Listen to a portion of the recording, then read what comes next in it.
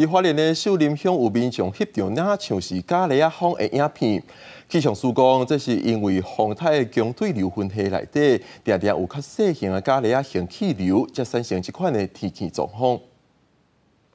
若形状气旋为海边向落吹，还有强风大水雨，沿途将插落去的物件扣起来。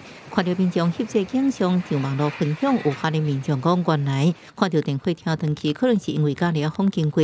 花莲气象站表示，经过确认，应该是风台咖喱雨带来小寸秋咖喱层，才会出现咖喱风。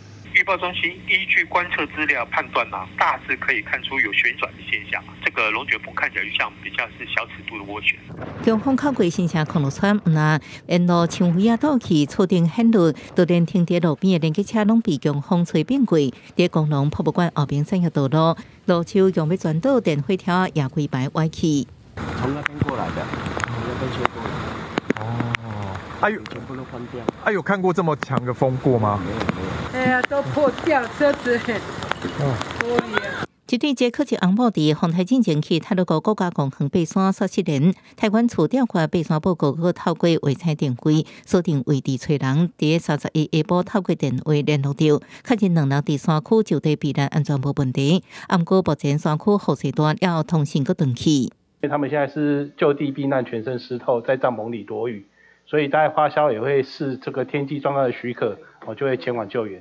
另外，代替中铁段各发生土石流，真济土水为山区泄落来，各砍伫铁基路、好佳在东部干线已经全线有进行停载，不过有部分民众唔知影，甲站务人员发生冲突。叫我明天确定没有开喽，叫我再来补。劳民伤财嘛，做事情不这样做。